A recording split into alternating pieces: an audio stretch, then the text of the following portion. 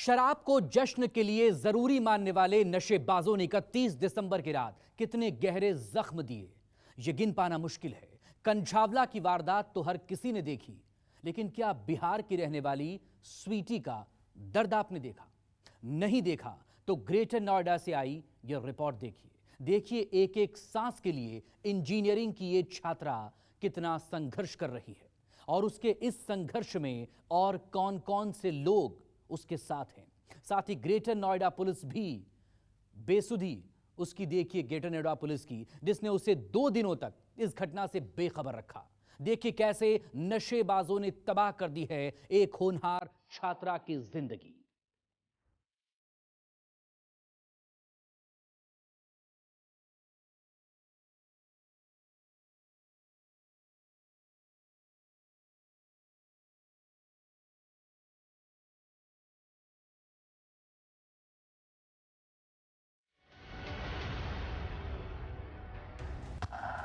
पहले कंझावला, फिर ग्रेटर नोएडा, या पहले ग्रेटर नोएडा फिर कंझावला। वारदात का समय जो भी रहा हो, लेकिन दिल्ली में न्यू ईयर ईव पर आधी रात को जो कुछ भी हुआ, सच्चाई यही है कि रूह कंपा देने वाली वारदात के सदमे से लोग अब तक उबर नहीं पाए हैं। कार सवार 5 दरिंदों के अंजाम दिए इस दर्दनाक वारदात के बारे में जिसने भी देखा सुना, वो इस वारदात में जान गंवाने वाली लड़की के बारे में सोचकर ही सिहर उठा। लेकिन कंझावला की वारदात इकलौती नहीं है। इस वारदात से कुछ घंटे पहले ग्रेटर नोएडा में भी नशे में धुत 3 युवक अंजाम दे चुके थे एक दिल दहला देने वाली वारदात। कंझावला से पहले ग्रेटर नोएडा में नशेबाजों का कहर। जानकारी के मुताबिक नशे में धुत कार सवार युवकों ने 31 दिसंबर की रात तकरीबन 9 बजे ग्रेटर नोएडा के अल्फा 2 इलाके में 3 लड़कियों को सीधी टक्कर मार दी। ये टक्कर इतनी जोरदार थी कि कार की चपेट में एक छात्रा पिछले 3 दिनों से नोएडा के एक प्राइवेट अस्पताल में सांसों के लिए संघर्ष कर रही है, जबकि नशे में धुत टक्कर मारने वाला कार सवार तीनों आरोपी लड़कियों को मौत के मुंह में छोड़कर मौका वारदात से उसी वक्त फरार हो गए। हैरानी यह है कि नशे में धुत कार सवार खुलेआम ये वारदात अंजाम देकर फरार हो गए, लेकिन हादसे के 2 दिन गुजर जाने के बावजूद ग्रेटर नोएडा पुलिस को इसकी भनक तक नहीं लगी। 2 दिन बाद जब लड़की के साथ पढ़ने वाले एक छात्र ने इस वारदात की रिपोर्ट थाने में की, तब जाकर पुलिस ने इस मामले में एफआईआर दर्ज की। जाहिर है ग्रेटर नोएडा की पुलिस इस पूरे मामले से अनजान बनी रही, जिसके चलते घटना के 3 दिन गुजर जाने के बावजूद आरोपी अब तक कानून की पकड़ से दूर है, जबकि हादसे में बुरी तरह घायल हुई लड़की पिछले 3 दिनों से नोएडा के कैलाश अस्पताल में लाइफ सपोर्ट सिस्टम पर है।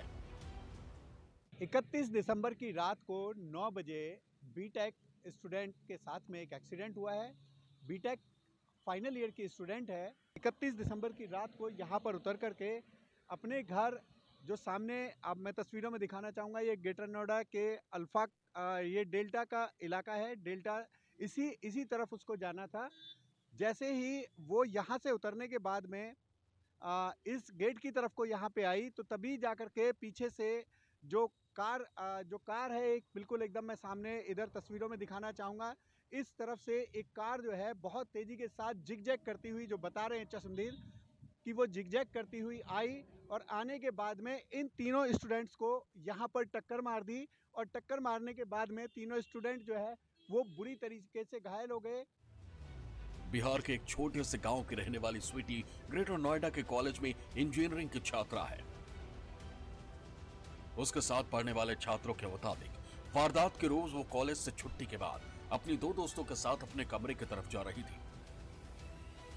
इसी दौरान नोएडा के अल्फा 2 से डेल्टा की तरफ जाने के दौरान एक कार तेजी से आई और उसने तीनों लड़कियों को सीधा टक्कर मार दिया। चश्मदीदों के मुताबिक जिस वक्त यह हादसा हुआ, कार में 3 युवक सवार थे और कार लहराती हुई चल रही थी।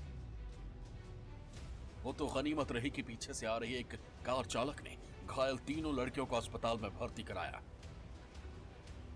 जिनमें से 2 को मामूली इलाज के बाद अस्पताल से छुट्टी दी गई, लेकिन कार की चपेट में आकर बुरी तरह से घायल हुई स्वीटी की हालत गंभीर बनी हुई है। डॉक्टर्स के मुताबिक स्वीटी मल्टीपल फ्रैक्चर की शिकार है और सिर के अंदरूनी हिस्से में ब्लड क्लॉट होने के चलते डॉक्टर्स को उसके ब्रेन का ऑपरेशन भी करना पड़ा। और ये जब ये चल रही थी तो पीछे से कार ने इसको हिट किया था। तभी आई थी, शी वॉज अनकॉन्शियस है ना, तो उसको हमने वेंटिलेटर पर इलेक्टिवली डाल दिया था। अभी उसके बाद इसके बाद सर्जरी हुई है उसकी। इसके लेफ्ट लोअर लिम्ब में बोथ बोन फ्रैक्चर भी है और राइट एंकल में भी फ्रैक्चर है इसकी। बिहार के एक बेहद साधारण परिवार से आने वाली स्वीटी की गिनती कॉलेज में एक होनहार छात्रा के तौर पर होती है। पढ़ाई के साथ साथ उसका खेल में भी बेहतरीन प्रदर्शन रहा है। उसने कई पदक भी जीते हैं, लेकिन अपनी इकलौती बेटी को इस हालत में देखकर इस मजबूर पिता का हौसला जवाब दे रहा है। मजदूरी करके किसी तरह इकलौती बेटी को इंजीनियर बनाने का ख्वाब देख रहे इस पिता के लिए बेटी के इलाज में लगने वाला मेडिकल बिल हैसियत से बाहर है।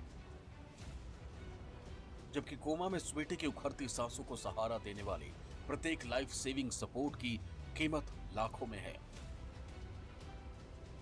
अब तक तो स्वीटी के इलाज का खर्च किसी तरह उसके साथ पढ़ने वाले छात्र उठा रहे हैं।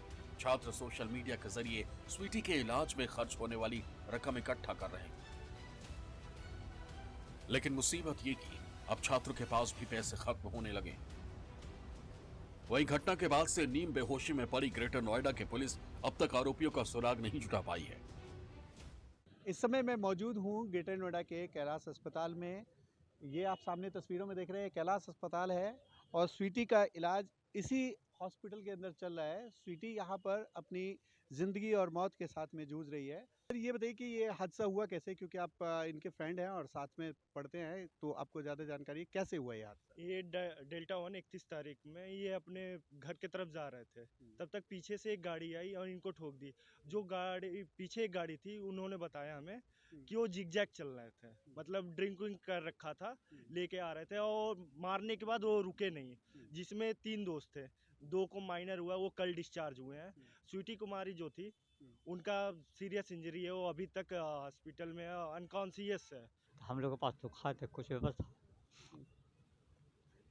क्या करते हम कि यहाँ आया था एक लड़का, हम लोग को गाड़ी से धार गया है स्टेशन का बाद। इलाज करा रहे हैं, उसके लिए आप बता रहे हैं कि आपके पास पैसे की व्यवस्था नहीं है। यहाँ ऐसा व्यवस्था नहीं है। स्वीटी इकलौती लड़की है आपकी? हाँ एक लड़की